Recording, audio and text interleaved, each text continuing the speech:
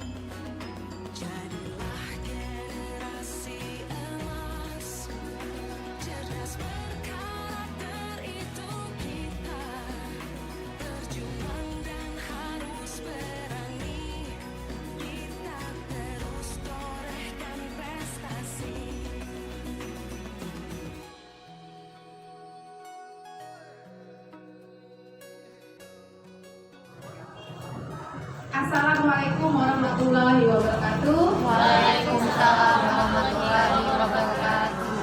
Selamat siang Bapak Ibu. Siang. Oke. Pagi ini siang ini masih bersemangat Bapak Ibu? Semangat. Coba kita tepuk semangat dulu, semuanya berdiri dulu sebentar yuk. Oke ya, tepuk semangat. Seperti ini ya, tepuk semangat. Nah, semangat. Oke ya. Ya. Tepuk semangat. Semangat.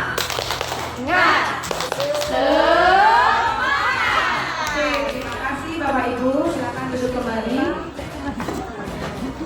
Semangat pasti.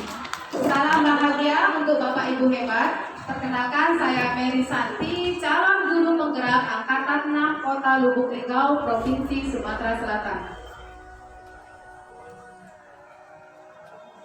Saya akan menyampaikan budaya positif. Bapak Ibu di sini ada yang wali kelas? Ada. Ini sangat berguna sekali ya Bapak Ibu untuk Bapak Ibu wali kelas dan Bapak Ibu guru. Nah, ini ada pertanyaan pemantik. Apakah Bapak Ibu setuju dengan pernyataan berikut ini? Yang pertama, hukuman dapat mendisiplinkan anak. Ayo Bapak Ibu setuju atau tidak untuk setuju? Hukuman dapat mendisiplinkan anak. Yang kedua, pemberian hukuman dengan hal positif seperti membaca atau membersihkan halaman sekolah dapat meningkatkan disiplin anak. Setuju Bapak Ibu? Setuju. Kemudian yang ketiga, memberikan penghargaan dapat meningkatkan motivasi belajar anak. Setuju. Setuju juga. Oke, sebelum kita mengikuti selanjutnya, ini nanti kita tahan dulu ya. Nah, apa makna disiplin? Jadi disiplin itu berasal dari artinya belajar. Jadi makna asal dari kata berkonotasi dengan disiplin diri dapat dari murid, yaitu belajar memperbaiki perilaku, itu intinya ya Bapak Ibu. Jadi disiplin dengan ketidaknyamanan bukan dengan hal apa yang kita hargai atau pencapaian suatu tujuan yang mulia. Nah, ini tokoh pendidikan yaitu Bapak Ki Hajar Dewantara. Jadi Ki Hajar Dewantara ini adalah tokoh Merdeka Belajar yang untuk saat ini. Itu yang sebelum-sebelumnya Ki Hajar Dewantara itu adalah yang terkenal adalah ing ngaso Sukulodo ing Madya Mangun Raso tuturi Nadayani. Oke. Nah sekarang kita akan belajar apa itu restitusi. Restitusi itu adalah proses menciptakan kondisi bagi murid untuk memperbaiki kesalahan mereka sehingga mereka bisa kembali pada kelompok mereka dengan karakter yang lebih kuat. Restitusi juga merupakan proses kolaborasi yang mengajarkan murid untuk mencari solusi untuk masalah mereka dan membantu murid berpikir tentang orang seperti apa yang mereka inginkan. Jadi tujuan mulia. Nah, ciri-ciri restitusi yang pertama, ini Bapak Ibu ya, ciri-ciri restitusi bukan untuk menebus kesalahan, namun untuk belajar dari kesalahan. Yang kedua, memperbaiki hubungan. Yang ketiga, tawaran bukan paksaan. Yang keempat, restitusi menunjukkan untuk melihat ke dalam diri. Yang kelima, restitusi mencari kebutuhan dasar yang mendasari tindakan. Yang keenam, restitusi diri adalah cara yang paling baik.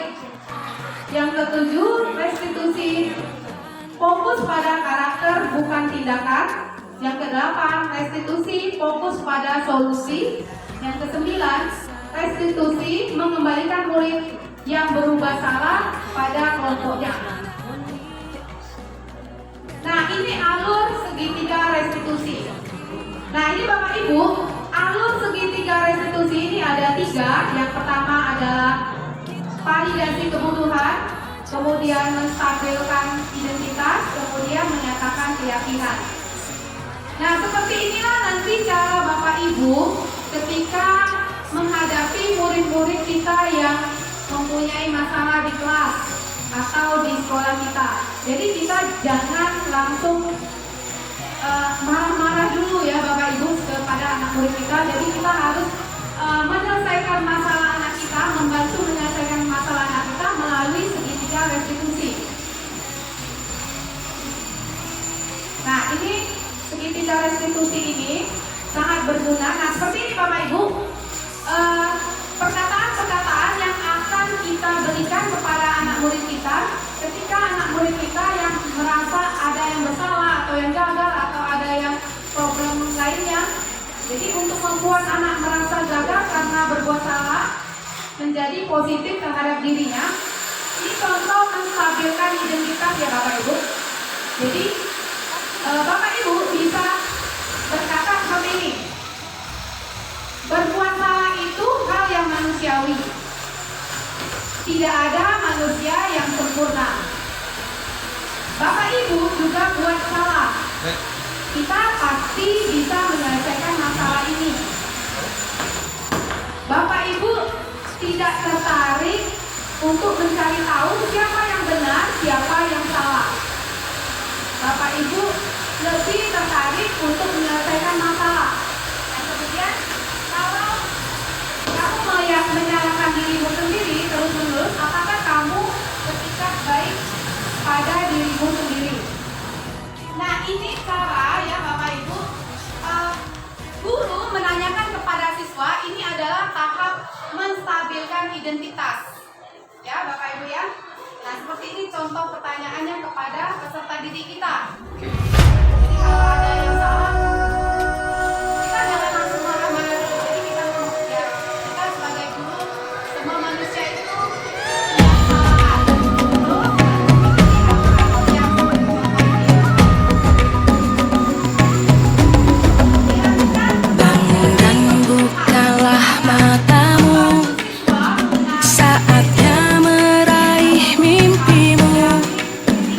Arahkan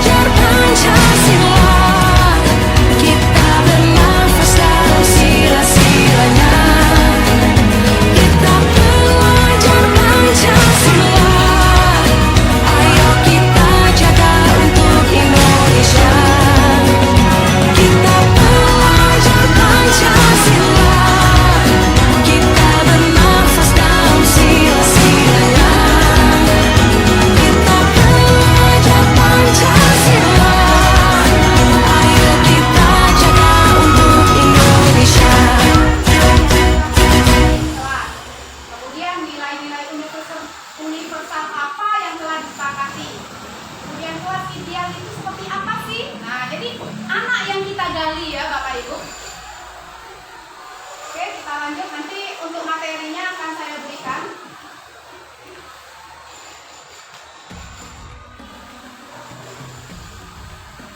Nah, Bapak Ibu, untuk selanjutnya kita boleh langsung mempraktekkan bagaimana restitusi segitiga. Ada yang mau mencoba Bapak Ibu untuk praktek restitusi segitiga dari 3 alur tadi? Ayo Pak Mahdi. Nggak nyimak dari awal Bu. Ayo Bu Susi kalau dibantu untuk praktek segitiga restitusi. Kasus HP tadi. Ya boleh, kasus HP dulu ya.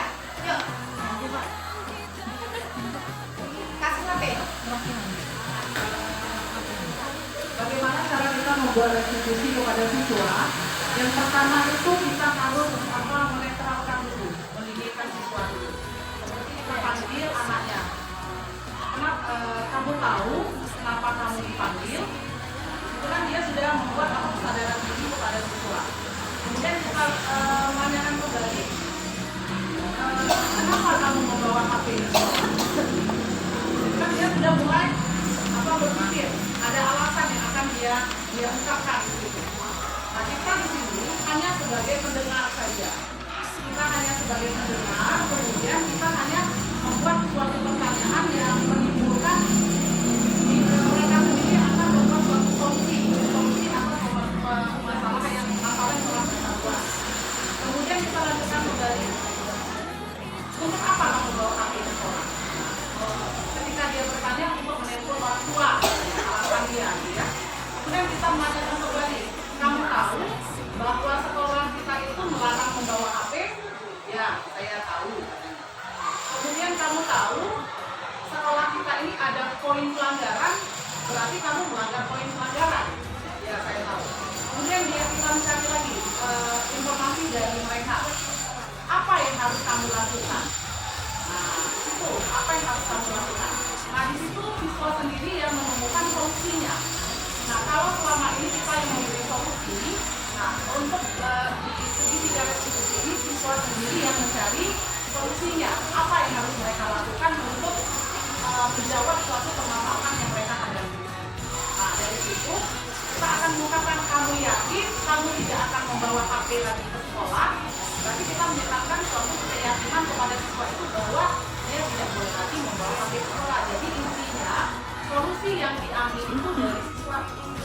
Kalau selama ini kita yang memberi solusi, nah pada segitiga restitusi ini siswa sendiri yang mencari solusi atas permasalahan yang mereka lakukan. Kayak gitu. Ya, segitiga restitusi. Seperti itu ya Bapak Ibu. Jadi kalau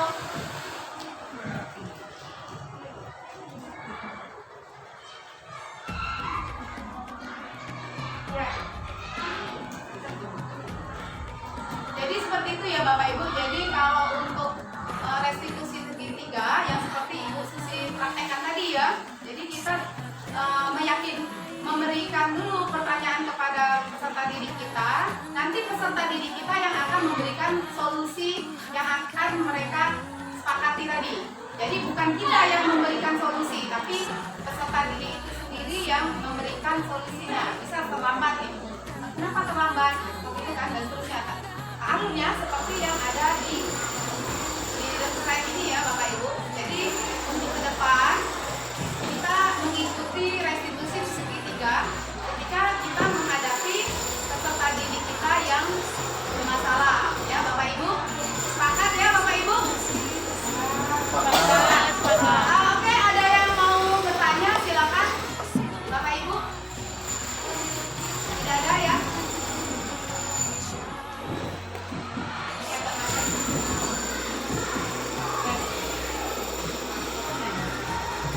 Restitusi hanya untuk Mary. Ya. Restitusi itu sampai cuma segitiga apa yang ada ya? Restitusi ini. Strateginya cuma segitiga itu. Mungkin ada tingkat lanjutnya kalau ini tidak mempan. Ini mungkin enggak. Gitu ya. Ada. Mungkin ini tidak mempan. Mungkin enggak. Kita ambil yang sebutnya mungkin. yang lanjut. Ya, bahasa kita mungkin beler lah siswanya Iya. sudah ada. Mungkin ini sudah ada mempan. Mungkin ada tingkatan lagi. Penanganan mungkin kan pakai metode apa jurus segitiga restitusi. Ini ada mempan juga. Apa habis ini biasanya siswa tuh luluh pikir aja. Tindak lanjutnya. Oke, Kalau tindak lanjutnya ya Pak ya. Ah. Oke, kalau ini untuk kita pertama nih Pak ya, kita restitusi dulu tuh. Ada kesepakatan yang pertama itu dari siswa kita ya. Pertama dia mungkin masih mengulangi lagi nih ya kesalahan baik. Kemudian kita restitusi lagi, masih mengulangi lagi kesalahan, kita restitusi lagi. Nah sehingga kita kan punya peraturan ya di sekolah dan komitmen di sekolah ini. Jadi kita ketika anak ini sudah tidak bisa dibina lagi, tidak bisa direstitusi lagi, kita akan kembali ke komitmen. Komitmen sekolah kita apa? Peraturan sekolah kita apa? Nah tadi sudah disampaikan oleh Bu Susi tadi tentang poin. Kalau sudah melebihi batas poin, maka dengan sendirinya bukan sekolah kita yang mengeluarkan peserta didik, tapi peserta didik sudah sesuai dengan konsekuensi yang ada di sekolah. Jadi kalau anak itu sudah melampaui dari konsekuensi yang ada di sekolah, maka ya itu kita harus ada tindakan. 3 kali lah resolusinya. Ya, 3 kali lah. mungkin tergantung dari kesalahannya Pak, tingkat kesalahannya berat atau tidak. Sebutnya saja Pak. Ada lagi yang lain? Gimana Pak Mardi? Sudah? Ya kira Oke. ada apa jurus ini tidak selesai tingkatan ini lagi. Ya segitiga mungkin apa? Iya, ini restitusi itu bisa dilakukan Pak ya oleh guru ya. Nanti ada tingkatannya. Nanti kalau sudah guru sudah memberikan restitusi tidak mempan, kemudian ke wali kelas. Wali kelas tidak mempan juga ke guru BK. Kalau sudah ke guru BK terus ke wakil kepala sekolah dan terakhir adalah kepala sekolah. Oke Pak, karena mengingat waktu ya, saya Mary Santi sebagai calon guru penggerak mau terima kasih kepada Bapak Ibu ya, atas kehadirannya, dan saya mohon maaf jika ada kesalahan dan kekurangan. Saya akhiri, wabillahi taufiq wal hidayah. Wassalamualaikum warahmatullahi wabarakatuh. Waalaikumsalam warahmatullahi wabarakatuh.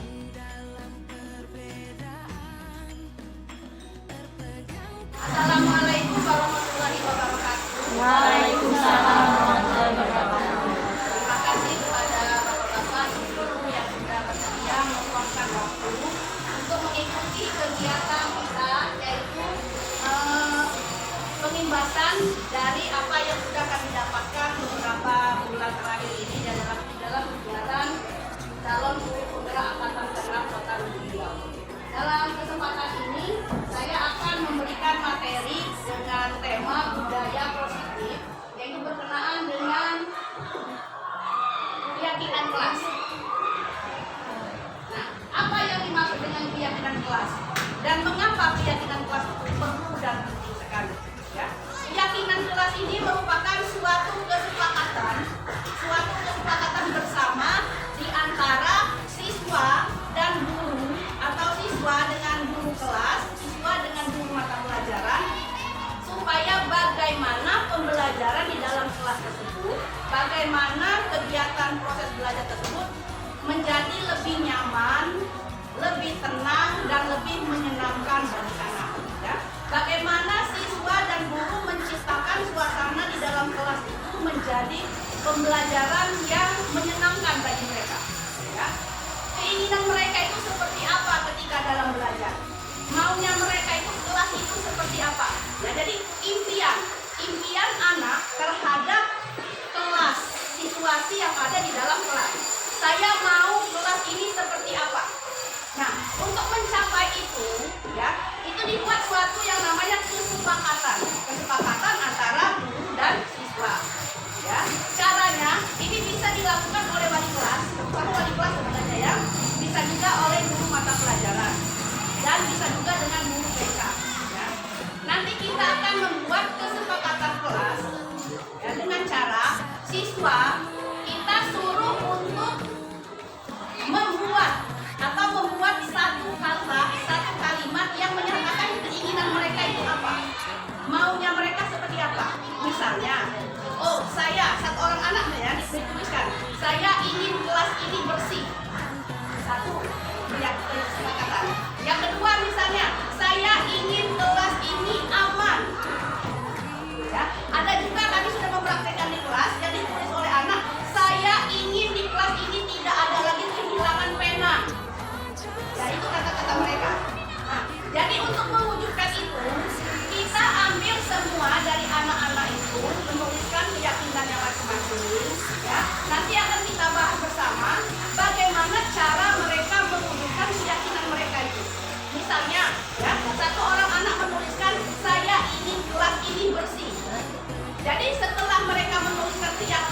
Kita buat kesepakatan.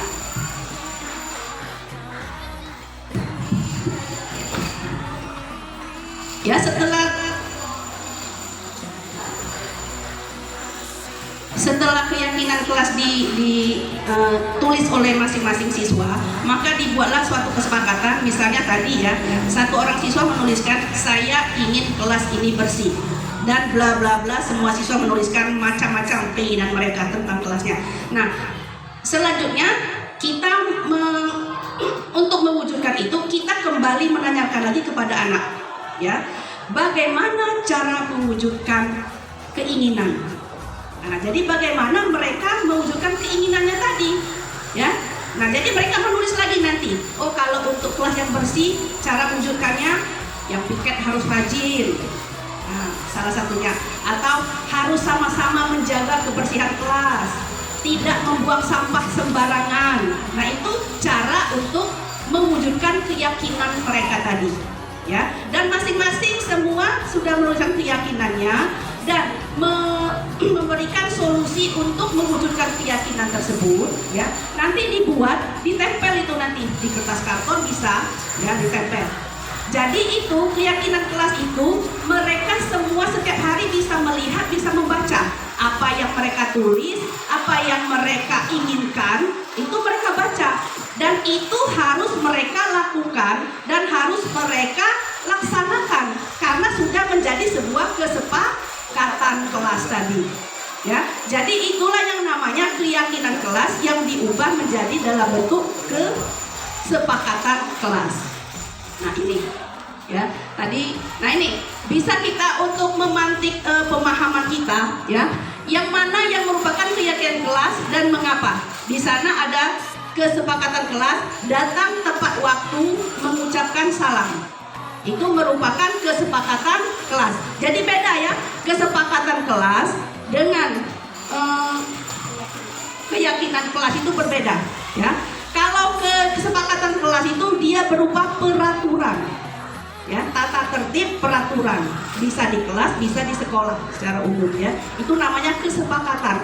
Tetapi kalau keyakinan, ya, keyakinan bahwa apa yang kita inginkan itu berdasar atau berasal dari dirinya sendiri, ya, dari diri siswa sendiri, bukan berupa peraturan yang sudah dibuat oleh sekolah atau dibuat oleh gurunya sendiri, tapi berupa kesepakatan bersama yang keluar dari diri anak sendiri. Keinginan mereka seperti apa, itulah yang dinamakan dengan keyakinan kelas.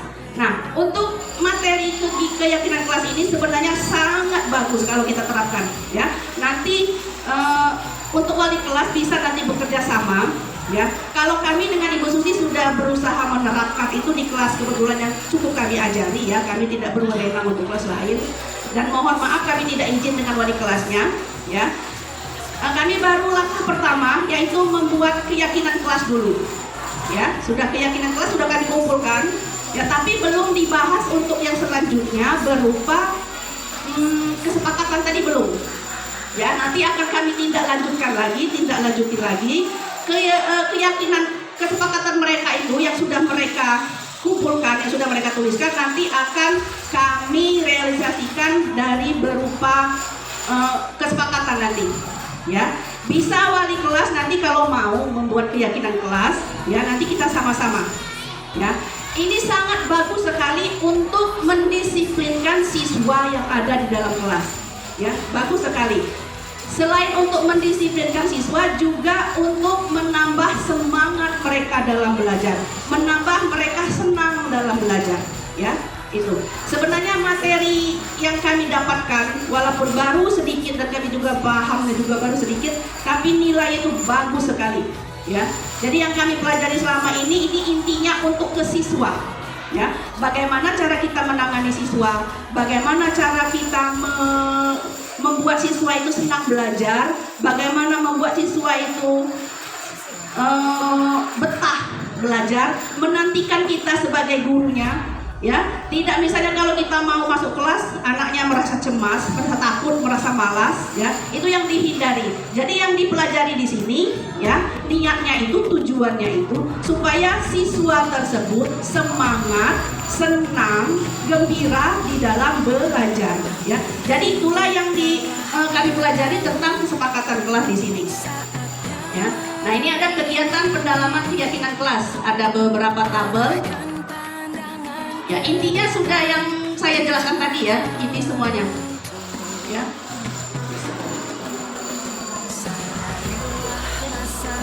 Ya, di sini ada berupa peraturan, ada berupa keyakinan kelas. Jadi bedakan, ya. Kalau peraturan tadi itulah yang namanya tata tertib. Kalau keyakinan itu kalau kita baca di sini semuanya berasal dari diri anak itu sendiri. Ya, kalau kita perhatikan dari sini. Ya, misalnya selalu kembalikan buku ke tempatnya itu adalah peraturan. Sedangkan kalau untuk keyakinan kelas dia bertanggung jawab. Berarti memang tanpa ada peraturan mereka sudah melaksanakan apa yang harus dikerjakan. Itu namanya keyakinan. Ya, ini banyak contohnya di sini. Menghormati orang lain, misalnya dibuat. Ini sudah bentuk keyakinan ya, sudah bentuk kesepakatan. Nanti kita tanya dengan siswa, mau kamu seperti apa? Saya mau di kelas ini tidak ada lagi yang ganggu. Nah, berarti masuk ke sini, menghormati orang lain. Jadi bentuk keyakinan kelasnya menghormati orang lain. Ya, jadi mereka nanti tidak saling ganggu, tidak saling cuit dan sebagainya di dalam belajar. Ya. Ya, oke, ada yang bertanyakan dari penjelasan saya yang sedikit tadi. Boleh Ibu Dwi, silakan. Maju Ibu Dwi. Maju sayang. Kelas ya.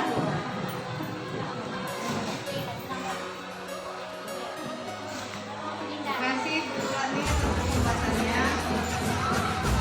Saya masih agak bingung antara keyakinan kelas dan kalau saya menyimak penjelasan ini, pemahaman saya, kesepakatan kelas itu berasal dari keyakinan kelas. Keyakinan kelas itu dibentuk dari keinginan kelas.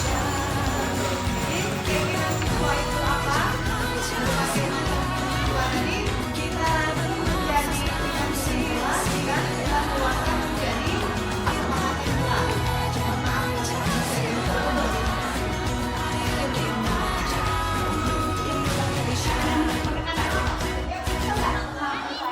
Terima kasih.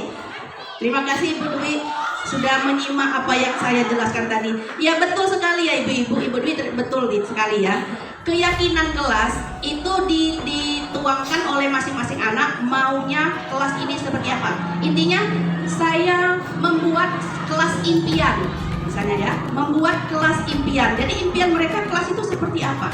Itu dibuat dulu dalam bentuk keyakinan mereka masing-masing. Saya mau seperti ini, saya mau seperti ini, seperti ini. Ibu Dwi wali kelas 99, 910. Nah, Ibu Rahma 99. Ada kemarin keyakinan kelas anak itu ya, kemauan mereka katanya, saya di kelas saya ingin di kelas ini tidak ada farel. Jadi kami ketawa. Iya. Jadi saya katakan farel hanya main-main. Jangan. Setelah itu mau pindah kelas gara-gara tidak diinginkan. Jadi mereka aneh-aneh jadi keinginan mereka. Nah, nanti itu kita pilah-pilah ya. Nah, setelah keyakinan mereka tadi kita rangkum semua. Setelah kita tanyakan lagi bagaimana cara mewujudkan keyakinan tadi ya. Jadi anak-anak masing-masing berpendapat ya. Oh, kalau mewujudkan kebersihan kita harus seperti ini. Mewujudkan ketentraman kita harus seperti ini. Nah, itu cara mereka mewujudkan keyakinannya. Nah, setelah itu keyakinan mereka yang sudah dicatat tadi, ditulis tadi, kita rangkum lagi dalam bentuk kesepakatan. Kesepakatan yang diyakini tentunya karena berasal dari mereka sendiri. Ya, kesepakatan. Nah, kalau kita sudah sepakat masing-masing, ya, antara siswa dengan siswa sudah sepakat, siswa dengan guru sudah sepakat dengan apa yang sudah dituliskan tadi.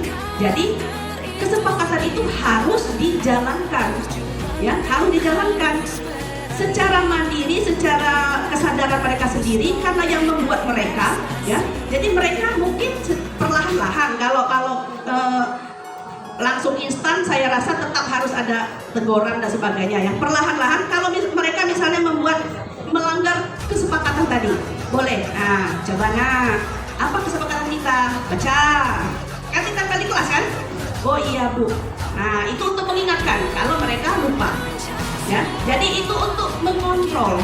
Ya, kesepakatan tersebut bisa menjadi alat kontrol untuk siswa meyakini dan mematuhi peraturan secara tidak langsung sebenarnya. Ya, imbasnya nanti ke disiplin siswa mematuhi peraturan sekolah. Ya, betul Ibu Dwi pemahamannya. Ya, terima kasih. Ada lagi mungkin dari wali kelas yang lain? Mungkin silakan. Ibu-ibu yang wali kelas atau guru mata pelajaran bisa berhubungan dengan mata pelajaran, Bu. Bukan hanya tentang kondisi kelas, tapi tentang kondisi ketika kita mengajar. Ya, bisa dikaitkan dengan mata pelajaran. Ya, silakan Ibu Hika Ratna.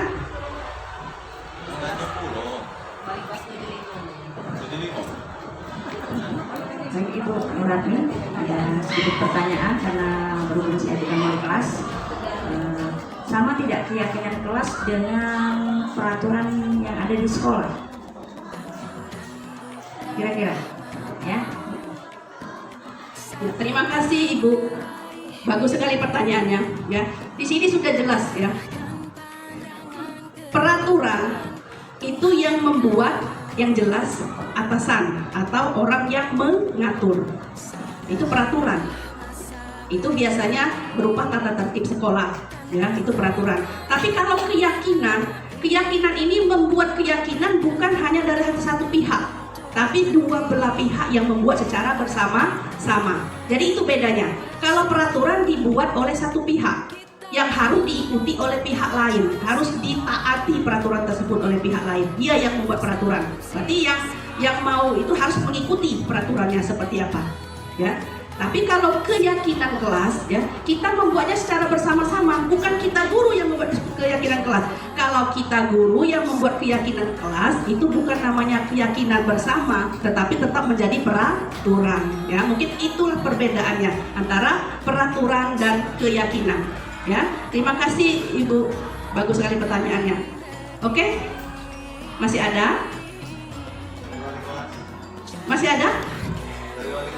Oh, dari wali kelas, boleh satu lagi? Ya, boleh.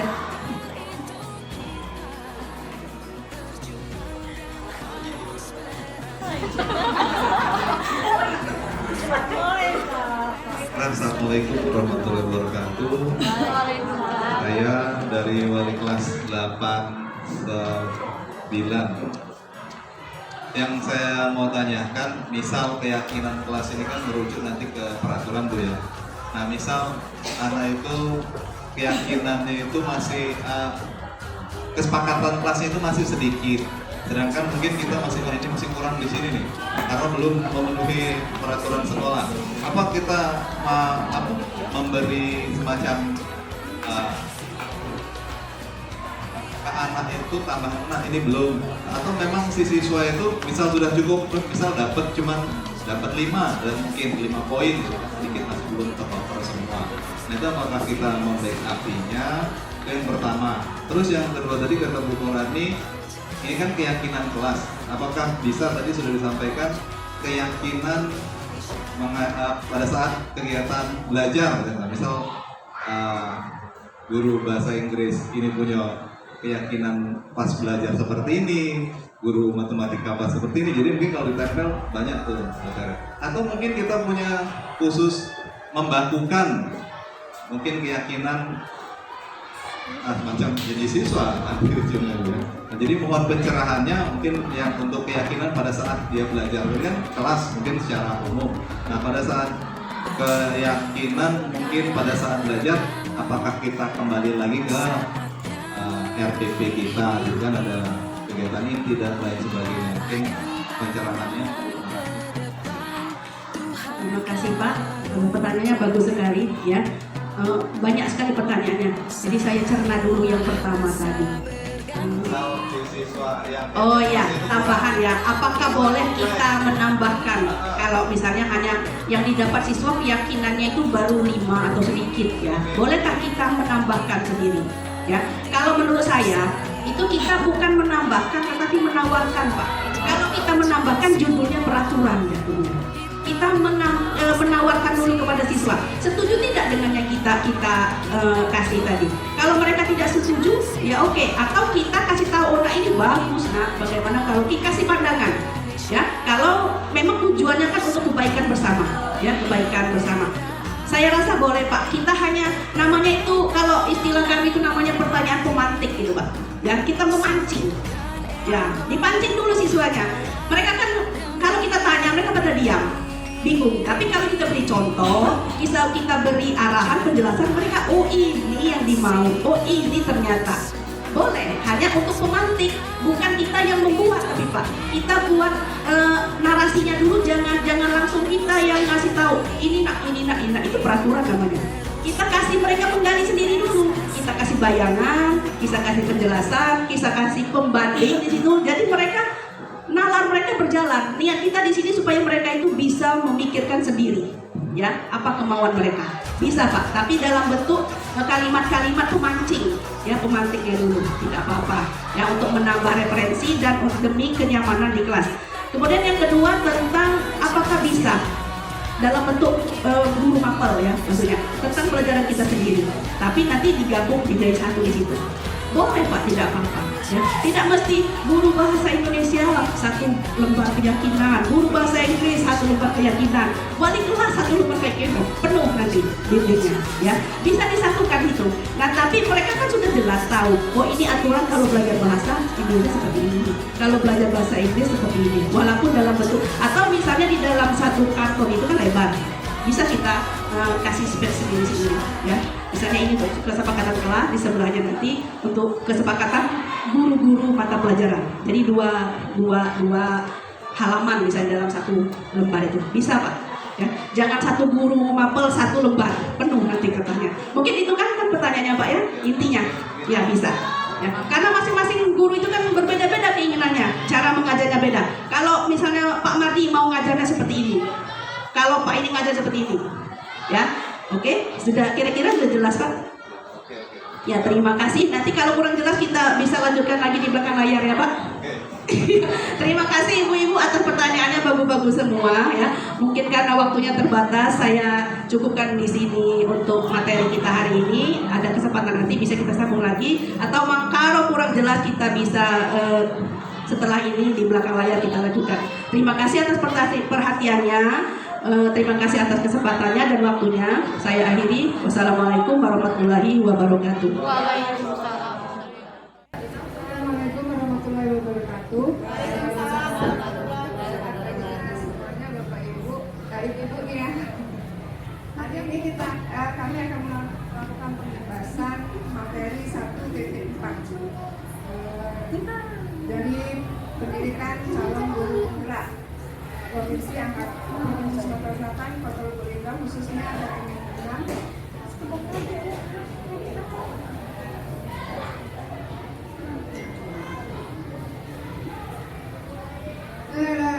Elaborasi pemahaman yaitu modul 1.4 budaya positif.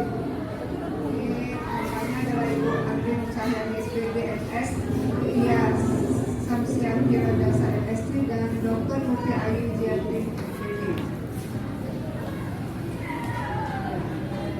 Eksplorasi konsep yang pertama adalah pembelajaran 2.1 disiplin positif dan nilai-nilai kebajikan universal.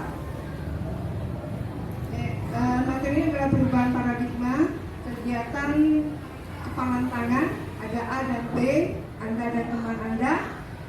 Saudara secara kertas kecil tuliskan benda atau sesuatu yang sangat berharga untuk Anda, letakkan di salah satu tangan Anda.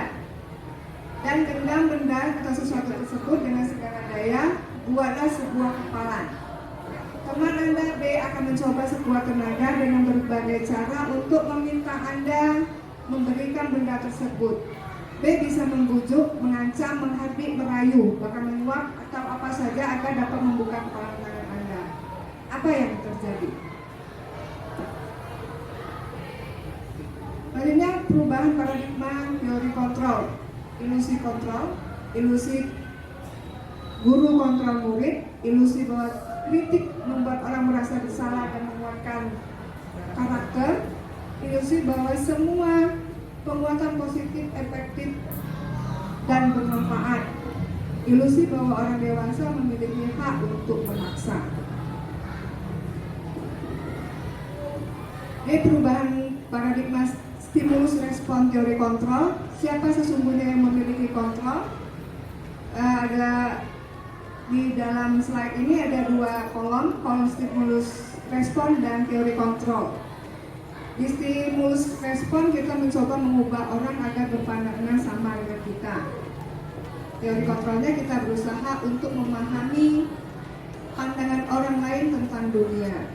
Yang kedua, perilaku buruk dilihat sebagai suatu kesalahan. Di teori kontrol, semua perilaku memiliki tujuan. Jadi baik buruk suatu perilaku itu punya tujuan.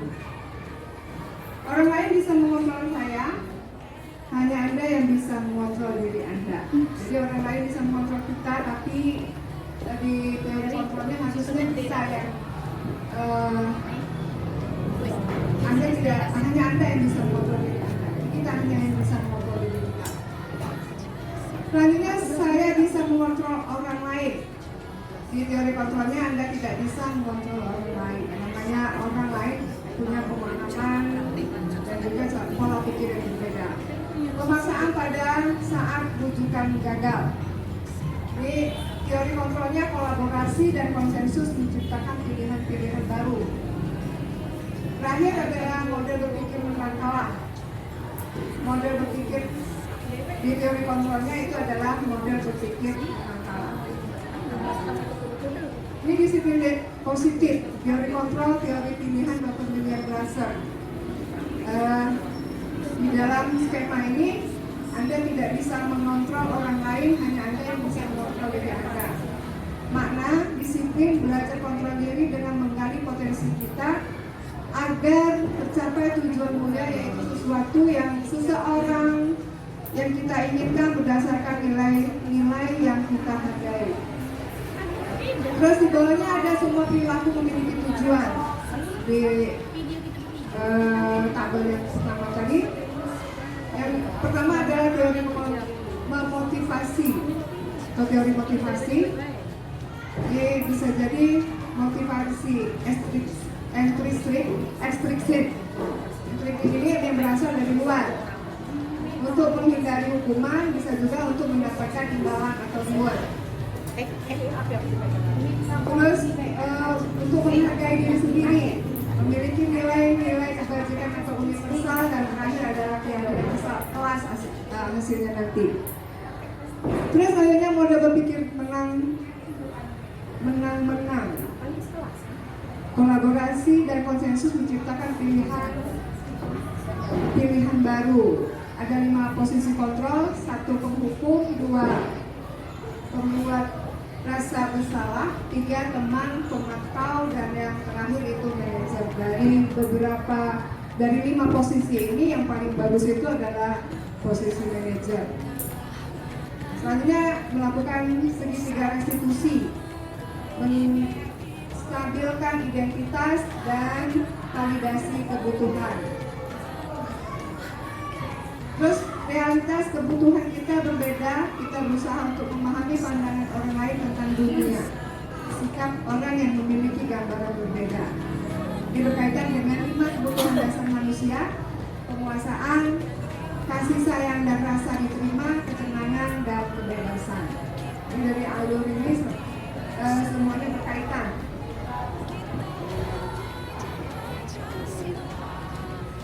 Terus apa makna disiplin? Berasal dari bahasa Latin, dari kata disiplina, yang artinya belajar. Makna asal dari kata yang kata ini berkonotasi dengan disiplin diri dari murid-murid Socrates dan Plato. Disiplin diri membuat orang menggali potensinya menuju sebuah tujuan apa yang dia hargai. Namun dalam budaya kita, makna kata disiplin telah berubah menjadi sesuatu yang dilakukan seseorang pada orang lain untuk mendapatkan kepatuhan. Kecenderungan umum adalah menghubungkan kata disiplin dengan ketidaknyamanan, bukan dengan apa yang kita hargai atau pencapaian suatu tujuan mulia. Ini nilai-nilai kebajikan universal. Nilai-nilai kebajikan adalah sifat positif manusia yang merupakan tujuan mulia yang ingin dicapai setiap individu. Nilai-nilai bersifat universal dan lintas bahasa, suku, bangsa, agama maupun latar belakang. Di setiap perilaku atau perbuatan memiliki satu tujuan, ini menurut William Glasser dalam teori kontrol tahun 1984. Dengan mengaitkan nilai-nilai kebajikan yang diyakini seseorang, maka motivasi intrinstiknya akan terbangun sehingga mengembangkan motivasi dari dalam untuk mencapai tujuan mulia yang diinginkan. Menurut Diana Gosling tahun 1998. Nilai-nilai kebajikan yang ingin dicapai oleh setiap manusia yang kita kenal dengan profil belajar Pancasila. Yang pertama adalah beriman dan bertakwa terhadap Tuhan Yang Maha Esa, mandiri, bernalar kritis, berkebinekaan global, bergotong royong dan kreatif. Elaborasi konsep pembelajaran 2.2, teori motivasi, hukuman, dan penghargaan atau restitusi. Teori motivasi perilaku manusia itu dibagi menjadi 3. Yang pertama adalah untuk menghindari ketidaknyamanan atau hukuman yang terjadi apabila saya tidak melakukannya. Nah, ini adalah motivasi ekstern atau eksternal. Yang kedua, untuk mendapatkan imbalan dari orang lain, ilustrasi apa yang akan saya dapatkan apabila saya melakukannya. Ini juga termasuk motivasi eksternal. Dia ada masukan dari luar. Untuk menghargai diri sendiri, saya akan menjadi orang seperti apa bila saya melakukannya. Nah, inilah motivasi eksternal atau tujuan dari disiplin positif. Menurut Kiai Dewantara, merdeka itu artinya tidak hanya lepas dari perintah, akan tetapi juga cakap membuat perintah sendiri. Terima kasih atas perhatiannya. Bilahil taufiq wal hidayah. Wassalamualaikum warahmatullahi wabarakatuh. Waalaikumsalam warahmatullahi.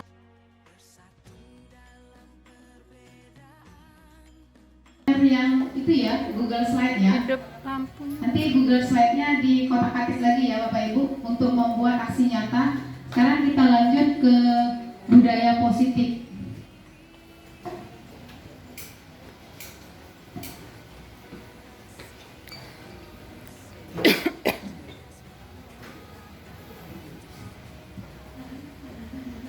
Bapak Ibu, kita masuk ke materi berikutnya adalah 5 posisi kontrol. Jadi nanti Bapak Ibu akan tahu sendiri di posisi kontrol yang mana Bapak Ibu. Ya, kita lihat. Nah, ini 5 posisi kontrol. Yang pertama adalah penghukum. Nah, bagaimana indikator guru yang penghukum? Jadi guru penghukum itu menghardik. Menghardik itu contohnya bagaimana Bapak Ibu? Hei kamu, nah itu ya. Kemudian menunjuk-nunjuk. Kamu ini tidak masuk kamu. Nah itu ya, menunjuk-nunjuk.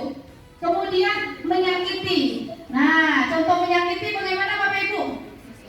Ngatoi marahnya kelewatan. Kemudian menyindir. Nah, nyindir tahu ya kalau nyindir.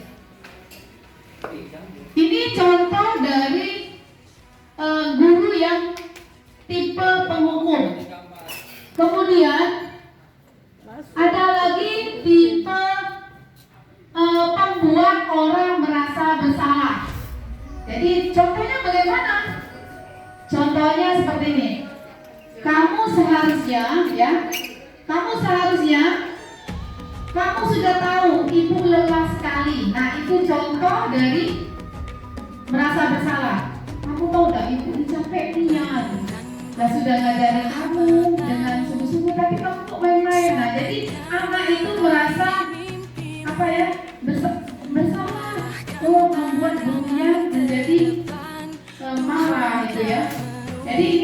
contoh yang tipe pembuat orang merasa bersalah. Kemudian ada lagi posisi sebagai teman. Nah, bagaimana posisi sebagai teman Bapak Ibu? Ayo Bapak Ibu kita lihat bagaimana kalau sebagai teman membuat alasan untuk muridnya seperti ini. Ayolah lakukan demi ibu. Ayolah nak buat PR demi ibu. Nah itu ya.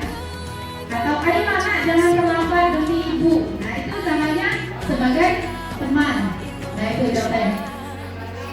Atau boleh juga masa kamu tidak mau, ingat tidak ibu pernah bantu kalian. Nah itu contoh sebagai teman ya. Jadi dia ketergantungan, hasilnya nanti siswa itu akan menjadi ketergantungan. Kemudian posisi pemantau. Nah, bagaimana posisi pemantau? Posisi pemantau itu menghitung atau mengukur, ya Bapak Ibu. Kemudian apa lagi? Coba. Apa peraturannya? Kemudian menyesuaikan diri bila diawasi. Jadi kalau dia menyesuaikan diri kalau diawasi. Kemudian murid meletakkan guru peraturan dan hukuman di dunia kualitas. Jadi murid itu bisa berkata berapa banyak bintang yang saya harus peroleh dari diri sendiri. Jadi mengajukan pertanyaan-pertanyaan kalau untuk posisi manajer, bagaimana caranya? Apa yang kita yakini? Apa yang bisa kau kerjakan untuk memperbaiki masalah? Nah, seperti ini Bapak Ibu, misalnya kalau murid kita ya, murid kita terlambat. Nah, kita di posisi manajer. Jadi yang kita tanyakan kepada murid, kenapa kamu terlambat nak? Nah itu kan, dia akan menjawab. Kemudian apa yang kamu yakini supaya kamu tidak terlambat lagi? Nah murid akan memberikan solusinya. Bu, nanti kalau saya yakin Bu saya tidak akan terlambat lagi. Caranya saya akan bangun lebih awal. Caranya saya tidak tidur bergadang atau tengah malam gitu ya. Nah ini anak memberikan solusinya sendiri. Nah inilah kontrol ideal kita sebagai guru ya Bapak Ibu. Sebaiknya kita di posisi manajer. Bapak Ibu ada yang posisi manajer? Ada Bapak Ibu? Pak Ardi? Di posisi mana Pak? Pemantau? Teman? Apa Pak? Bagian yang dua, apa Pak? Satunya? Satu manajer, satu sebagai teman. Oke ya Pak ya. Hebat nih jadi. Ya.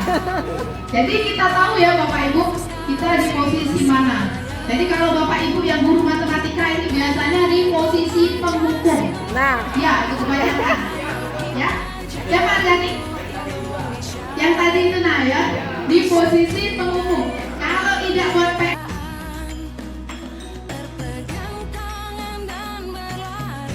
keyakinan kelas ya. Keyakinan kelas ini tujuannya untuk anak-anak sepakati apa yang ada di kelas ini. Keyakinan apa? Nah kalau contohnya seperti ini, memakai sepatu hitam, memakai kaos kaki putih, memakai topi, memakai kaki, itu namanya peraturan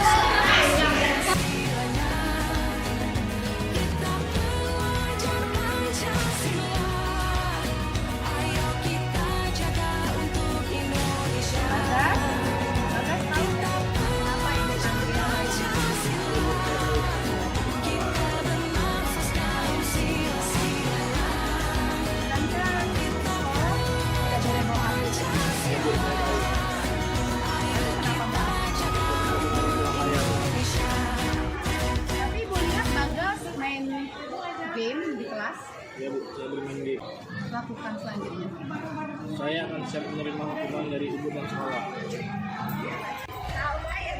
Yakin Bagas tidak lagi membawa HP? Yakin, Bu. Kalau seandainya Bagas bawa HP lagi? Saya akan siap menerima hukuman dari ibu dan sekolah. Kalau gitu ya. Jadi untuk seterusnya Bagas tidak akan lagi membawa HP ya? Oke ya. Nah, ini kesepakatan ya. Bagas buat ya nak. Ya, Bu. Kita lihat ke depan Bagas membawa HP lagi atau tidak. Oke. Baik saja. Sekarang masuk ke kelas. Permisi, Bu, ya.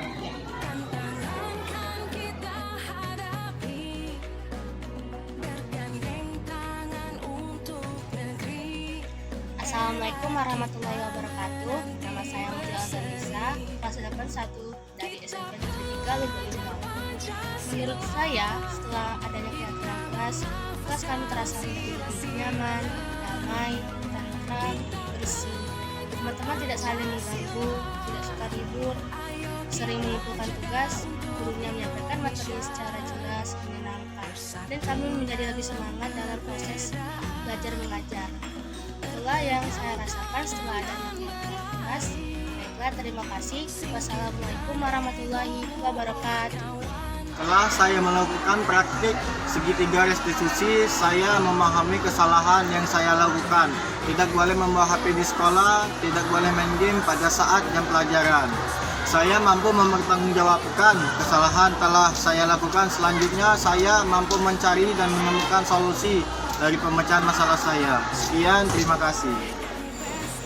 Assalamualaikum warahmatullahi wabarakatuh.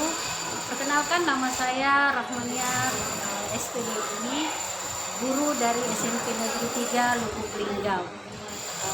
Di dalam kita mengajar, supaya kelas itu nyaman, maka kita mengadakan kesepakatan kelas, yang mana tadinya anak bermasalah di dalam belajar, yang tidak nyaman, setelah itu anak tersebut malas untuk belajar, terus kelasnya tidak kondusif, maka kita mengadakan kesepakatan kepada anak-anak tersebut, terjaga kesepakatan kelas. Setelah itu nanti ada keyakinan kelas, yang mana sudah ditetapkan keyakinan kelas tersebut, maka anak tersebut belajar di dalam kelas ada perubahannya, yang mana dia sudah nyaman belajar, kelasnya sudah bersih, hormat terhadap guru, menghargai waktu,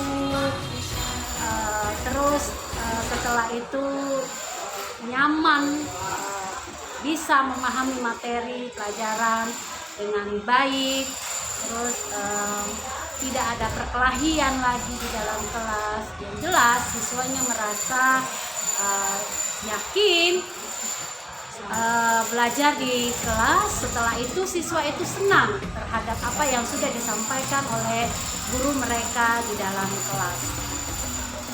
Terima kasih. Itulah keyakinan di dalam kelas setelah disepakati oleh siswa. Assalamualaikum warahmatullahi wabarakatuh. Assalamualaikum warahmatullahi wabarakatuh. Kenalkan, nama saya Siswanto. Saya adalah tenaga pendidik, guru di SMP Negeri 3 Lubuk Linggau. Setelah saya memahami 5 posisi kontrol seorang guru yang dijelaskan tentang guru sebagai penghukum, guru sebagai pembuat orang merasa bersalah, sebagai teman, sebagai pemantau, sebagai manajer, mungkin saya merasa saya lebih banyak mengarah ke guru sebagai penghukum. Saya pernah mengaji siswa mungkin menunggu dalam menunggu, kemudian ya kalau sedikit mencakiti, mungkin sekedar jaga telinga atau menyindir seorang siswa. Setelah memahami itu, saya mulai berubah menjadi seorang guru yang manajer, yang intinya tidak lagi menghadiri siswa karena biar siswa yang melihat dirinya sendiri sebagai seorang siswa, kemudian tidak lagi memberikan hukuman pada siswa yang tidak membuat pekerjaan rumah, dan intinya kita bagaimana cara kita agar siswa benar-benar berusaha membuat pekerjaan rumah mereka dengan tanggung jawab mereka sendiri. Kemudian berusaha tidak menyakiti siswa dengan lebih menjadi sosok yang lebih menjadi guru yang lebih membimbing siswa.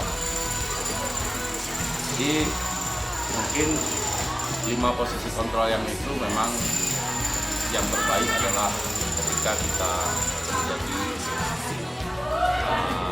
posisi manajer. Demikian, terima kasih. Assalamualaikum warahmatullahi wabarakatuh.